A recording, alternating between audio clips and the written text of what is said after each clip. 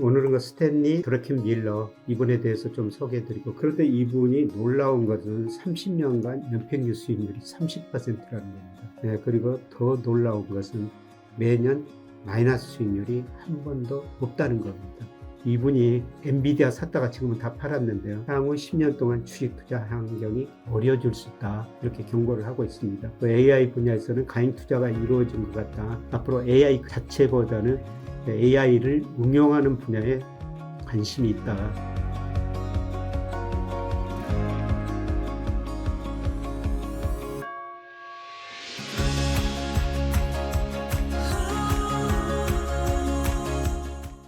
여러분 안녕하십니까? 제가 요즘 미국의 유명한 투자자들, 정말 그 갑부들, 주식에서 큰 돈을 번 사람들 소개해 드리고 있습니다.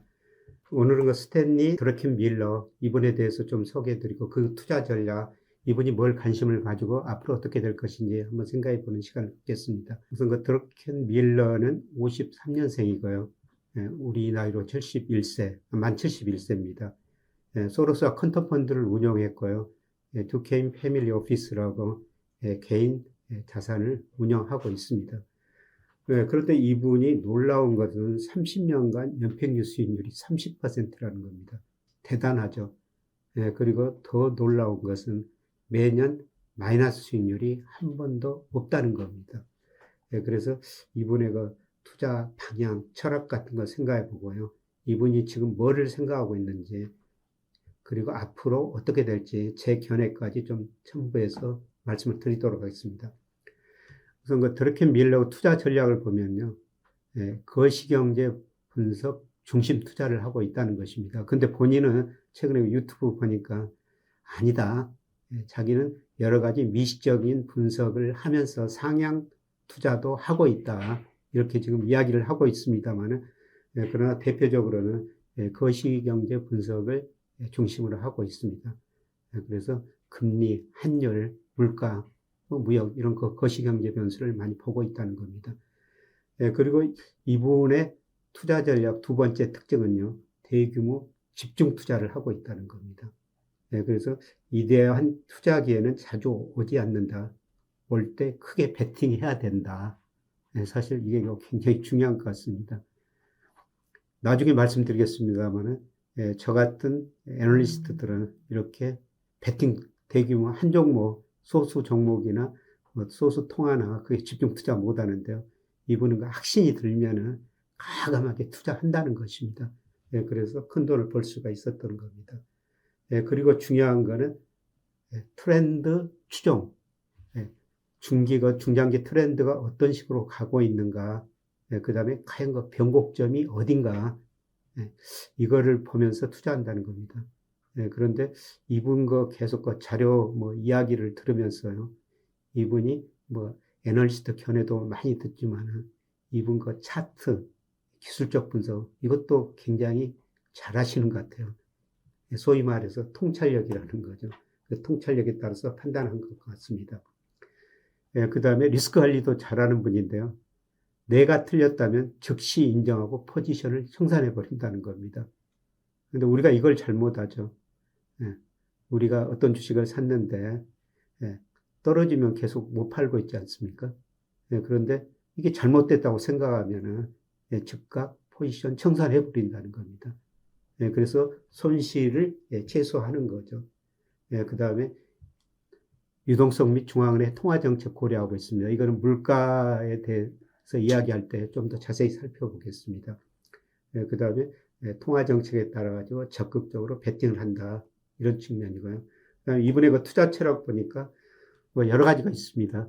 자본을 잃지 마라, 하지만 기회가 오면 과감하게 투자하라. 가장 중요한 것은 시장의 흐름을 읽는 것이다. 트렌드를 알아야 된다는 거죠. 그 다음에 틀렸다면 즉시 인정하고 빠져나오라. 감정에 휘둘리지 말라는 겁니다. 그 다음에 가장 중요한 말이 이게 아닌가 생각돼요. 절대 현대에 투자하지 마라. 그래서 우리가 많이 경험했지 않습니까?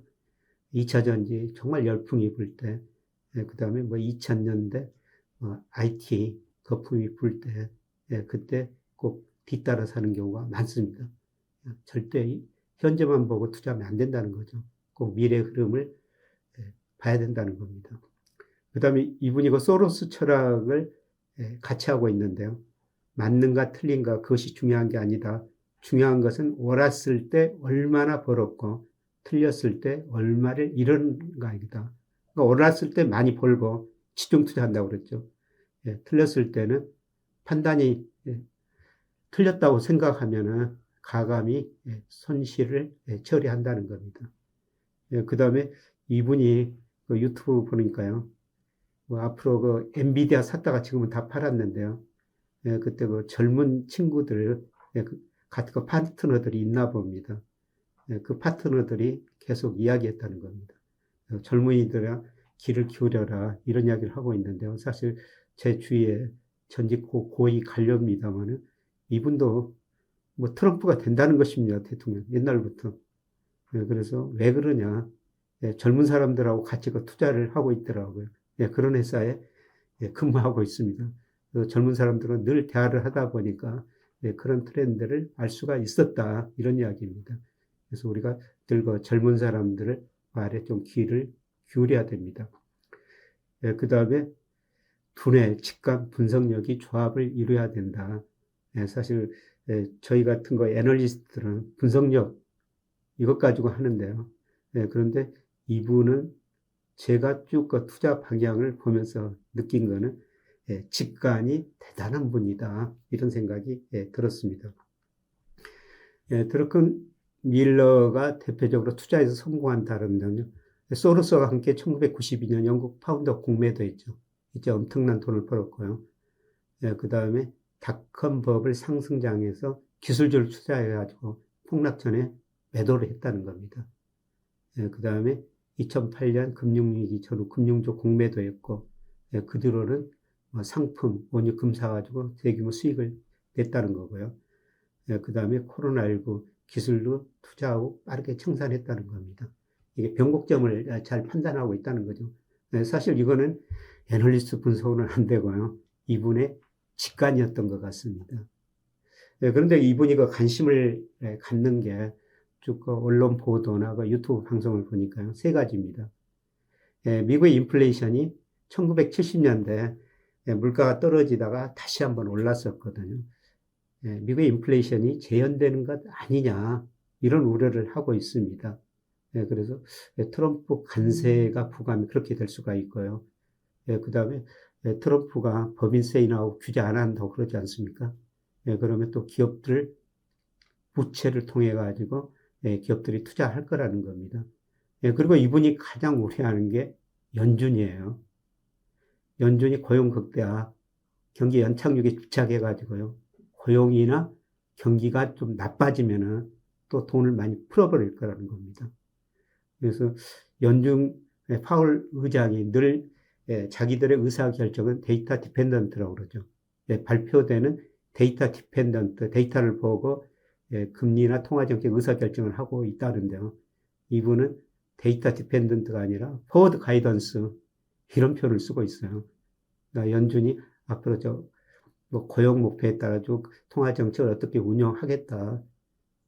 데이터보다는 여기에 더 의존해가지고 통화정책을 너무 또 돈을 너무 많이 풀 수가 있다는 것입니다. 그리고 트럼프는 저금리를 선호하지 않습니까? 계속 그 파월 연준한테 금리 내리라 할 텐데요. 금리를 이렇게 내리고 돈을 풀면은 결국 물가가 다시 오를 수밖에 없다. 물가가 오르면 어떻습니까? 다시 연준이 긴축해야 되고 그 다음에 자산 가격도 급락할 수가 있다는 것입니다. 그리고 미국 재정 적자에 대해서 상당히 우려를 하고 있는데요. 일반적으로 시장에 나오는 말 그대로 이용하고 있습니다. 파산은 서서히, 그러나 갑자기 올 수도 있다는 거죠. 미국 정부가 굉장히 어느 순간에 굉장히 어려워질 수가 있다는 겁니다. 그래서 미국 주식시장에서는 빨간불은 아니지만 노란불이다 이렇게 표현하고 있는데요. 우리가 운전하다 노란불이면 어떻겠습니까? 갈까 말까 망설이죠.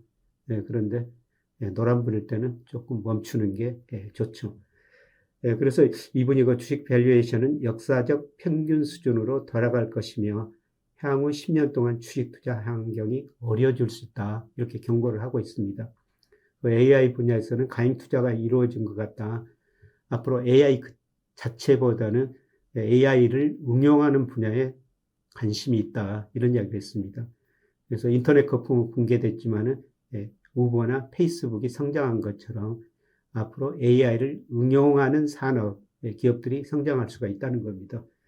그래서 대표적으로 뭐 헬스케어, 비만 치료제 여기에 관심을 가지고 있다는 겁니다. 그래서 이보지가 우려하는 문제를 하나씩 좀 살펴보도록 하겠습니다. 우선 미국의 물가를 보면요. 1973년 1차 오일 쇼크가 있었죠. 그래서 물가가 정말 많이 올랐었습니다. 물가가 오르니까 긴축 정책을 썼었죠. 그러다가 이제 75년, 76년 물가가 떨어졌거든요. 그래서 연준이 다시 그 돈을 풀어버렸습니다. 그리고 그 후에 2차 오일 쇼크가 오니까 미국 소비자 물가 한때 14%까지 가버렸었습니다. 그래서 뒤늦게 미 연준이 금리를 과감하게 인상했습니다. 그런데 이 비슷한 그림을 최근에 유튜브하고 방송하면서 그려놨더라고요. 그래서 제가 한번 다시 그려본 겁니다. 그래서 코로나19 이후로 미 연준이 돈을 정말 많이 풀었거든요. 돈 푸는 효과로 경제는 좋아졌으면 물가가 이렇게 오른 거예요. 물가 오르니까 긴축을 했죠. 그래서 물가 상승률이 낮아지는데요. 만약에 연준이 아까 말씀드렸던 것처럼 뭐 고용이 감소하거나 경제가 마이너스 성장하면 다시 돈을 많이 풀어버릴 거라는 거죠. 그러면은 물가가 다시 오를 수가 있다. 이분이 이런 우려를 하고 있는 것 같습니다. 그런데 최근의 환경은 조금 다른 것 같아요. 1차, 2차 오일 쇼크 때 70년대 물가가 크게 올랐었죠. 그런데 지금은 유가가 그렇게 오를 가능성은 좀 낮아 보입니다. 물론 코로나19 러시아 우크라이나 전쟁 때문에 돈 풀고 그 다음에 불확실성 공급 문제가 발생하면서 물가가 많이 올랐었습니다만 과연 유가가 1차, 2차 오일 쇼크 때처럼 오를 것인가? 예정적인 충격이 발생하면은 이런 문제가 발생할 수가 있겠죠. 그런데 트럼프 정부가 특히 베센트 재무장관이 333 정책을 이야기하고 있죠. 3% 경제 성장률, 그다음에 GDP 대비 재정 적자 3%, 그리고 원유 생산을 일간 300만 배를 늘리겠다는 거 아닙니까? 그래서 트럼프는 원유 생산을 늘려가지고 유가를 떨어뜨리고 물가를 안정시키겠다는 겁니다. 과연 300만 배를 늘리기는 쉽지 않은데요. 그렇더라도 제가 보기에는 70년대처럼 특별한 예생적인 사건이 발생하면은 유가는 이렇게 오르기는 힘들어 보입니다. 그래서 공급 측면에서는 그렇게 물가가 오르기 힘들다 이렇게 볼 수가 있는데요. 문제는 그 통화정책이에요. 흔히들 그 통화정책을 샤워실의 바보라고 그러는데요. 장기적으로 미국의 그 연준의 통화 증가율, M2 증가율 보면은 소비자 물가 상승률하고 실질 GDP 성장률 장기 평균은 똑같습니다. 근데 어떤 때는 가인 공급하고 어떤 때는 가소 공급하는데요. 특히 그 2020년 코로나 때문에 정말 미 연준이 돈을 많이 풀었죠. 이때 정액적 통화 증가율보다 한때 거의 28%포인트 높았어요. 이렇게 돈을 풀었더니 물가가 오르니까 지금 가감히 긴축했었죠. 그러나 최근에 보니까 아직도 적정 수준 미칩니다만은 통화 증가율이 다시 올라가고 있습니다. 그런데 이게 한 7분기 정도 시차를 두고 물가에 영향을 미치거든요. 그런데 지금 이게 다시 올라가는 방향으로 결정됐다고 보고 있습니다. 그래서 앞으로 뭐 미국 경제가 침체에 빠지거나 고용이 감소하면은 드러켄 밀러 예상처럼 미 연준이 금리 내리고 통화를 많이 풀어버릴 거라는 겁니다. 그러면 물가가 오를 수밖에 없죠. 그래서 통화 측면에서만 보면은 올 하반기부터 물가가 오를 가능성이 높습니다. 특히 과거 보면은 미국이 어려울 때마다 돈을 풀어서 해결했거든요. 이 마샬 K라고 그러는데 이거는 M2를 명목 GDP로 나눈 거예요. 특히 2020년 코로나 때문에 단계 역사상으로 가장 많은 돈을 풀었죠. 그래서 경기는 회복됐습니다만은 물가가 많이 오르니까 긴축을 많이 했지 않습니까? 그런데 작년 그 4분기 통계 보니까요, 이제 다시 그 증가한 거로 나오고 있습니다. 마샬 K가 증가하면 단기적으로는 금리는 떨어질 수가 있죠. 그런데 시차를 두고 한 7분기, 8분기 정도 시차를 두고 물가가 오릅니다. 이런 거 보면은 뭐 하반기 내년 가서는 물가가 다시 오를 수가 있다는 겁니다. 가장 중요한 게 이제 경기인데요.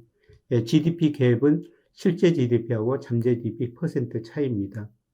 그래서 이 GDP 갭이 플러스면은 미국 경제가 잠재 성장 능력보다 높은 성장을 하고 있다. 밑에면은 마이너스 성장하고 있다. 그런 측면인데요. 그런데 GDP 갭이 플러스일 때는 미국 물가가 수요가 공급보다 많으니까 오를 수밖에 없죠. 그런데 올 상반기에는 미국 경제가 마이너스 성장하면서 아마 GDP 갭이 마이너스로 떨어질 것 같습니다. 그래서 종합적으로 미국 물가를 평가해 보면요. 유가나 GDP 갭 보면은 아직 그 물가 상승 요인이 보이지는 않는다는 것입니다. 그러나 통화 측면에서 보면은 앞으로 연준이 정책 방향에 따라 다르겠습니다만은 그렇게 밀러 말 따라 데이터 디펜던트가 아니고 포워드 가이던스 디펜던트 고용만 중시하면서 통화 정책을 펼치면요. 금리 내리고 통화 증가율이 높아지면서 시차를 두고 물가가 오를 거라는 겁니다. 올해는 미국 물가 상승률이 상당히 좀 안정될 것 같습니다. 이런 요인을 고려하면요. 그러나 통화 측면에서 보면은 좀 올 하반기 후반이나 내년에는 물가 상승률이 오를 수 있다. 그렇게 되면은 뭐 미국 자산 가격도 별로 안 좋고 투자할 게 별로 없죠. 채권도 안 좋고 주식시장도 안 좋을 거라는 겁니다. 그 다음에 드래크 밀러가 걱정하는 게 미국의 연방정부 부채예요. GDP 대비 연방정부 부채를 보니까요. 1946년 1차 세계대전 이후에 미 연방정부 부채가 GDP 대비 119%였습니다. 그러나 2020년에 126%, 지금도 120%가 약간 넘습니다. 연방정부 부채가 이렇게 높다는 것입니다. 그래서 트럼프는 앞으로 법인세도 내리겠다. 그 다음에 고소득층한테 소득세도 내리겠다. 이런 이야기를 하는데요. 그러면은 이 부채가 더 늘어날 수밖에 없죠. 그거를 관세로 상쇄하겠다는 건데요. 그런데 관세를 부과하면 전 세계 경제가 다 어려워집니다. 작년 기준으로 보면은 관세가 연방정부 수입에 차지하는 비중이 2%밖에 안 돼요. 과연 관세로 정부 부채를 줄일 수가 없다는 겁니다. 그래서 서서히 어느 날 갑자기 나빠질 수가 있다는 겁니다. 제국의 역사를 보면요. 이거는 그 레이 달리오가 그린 그림인데, 제국의 역사를 보면 서서히 나빠지다 어느 순간에 가면 갑자기 나빠져 버립니다. 특히 미국이 이전에 그 영국이 제국이었습니다만은 이거는 그 레이 달리오가 그림인데요. 9개 지표로 제국 패권 지수를 개발해가지고 그래프를 그렸습니다만은 지금 미국이 서서히 나빠지는 국면인데 어느 날 갑자기 나빠질 수도 있다. 미국 경제에서 이런 우려를 하고 있습니다. 실제로 보면은 미국의 대내 부채가 급증하고 있고 이렇게 부채가 많은데도 미국이 견디는 거는 외국인들이 미국에 직접 투자해주고 증권 투자를 해주기 때문에 견디는 것이죠.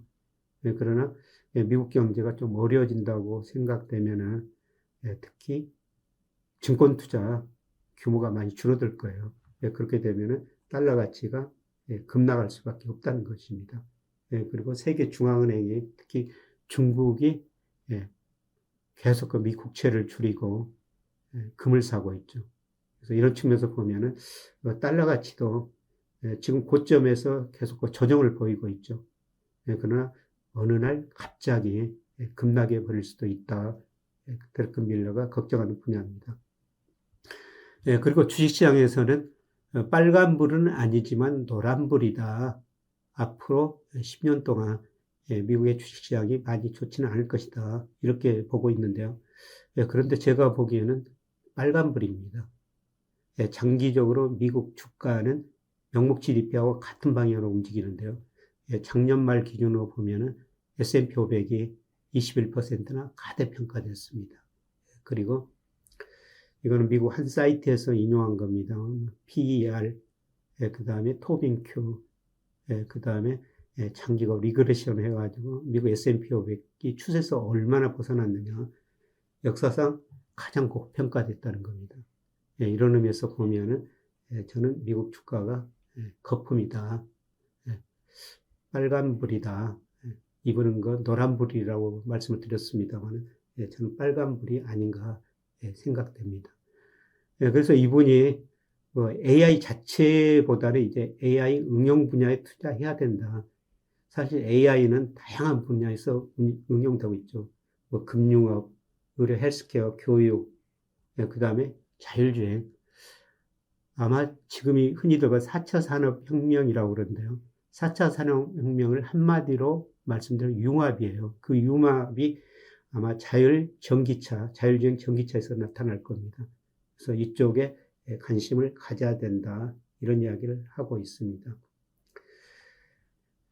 최근에 그 AI 응용 분야, 현재 그 MWC라고 스페인 바르셀로나에서 열리고 있습니다만은 이거는 그 작년 기록이에요. 또 새로운 거 전망들이 많이 나오고 있죠. 그런데 작년에 그 전문가들 견해 보니까 AI가 통신과 바이오 헬스와 많이 결합시키면서 통신 바이오 헬스 산업이 혁신적으로 증가할 거라는 겁니다. 작년인데 올해는 또 어떤 이야기를 할지 모르겠습니다만은 데비스 허사비스라는 구글 딥마인드 CEO가 이런 이야기를 했어요. 앞으로 2, 3년 안에 인공지능이 디자인한 약을 병원에서 보게 될 것이다. 새로운 약을 발견하는데 걸리는 기간이 평균 10년에서 앞으로 몇 달 정도로 줄어들 수 있기를 희망한다.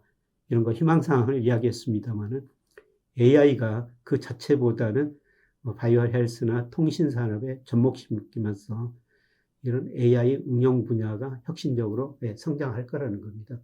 그래서 이분은 엔비디아 다 팔았다는 것이죠. 그리고 이런 종목을 사고 있습니다. 최근에 그 사고 있는 종목 보니까 전부 바이오 헬스나 일부 그 소비재 관련 종목들입니다. 마이크로소프트도 그 전량 매도를 했습니다. 저는 마이크로소프트가 세계에서 가장 좋은 주식이라고 생각하는데요. 지난 30년 보니까 세계 시가총액 10위 안에 늘 들었습니다. 어떤 종목은 10위에 들었다가 또 빠지고 계속 왔다 갔다 했는데요. 마이크로소프트는 계속 들었다는 거죠. 그런 의미에서 저는 마이크로소프트가 좋은 주식이라고 생각하는데요.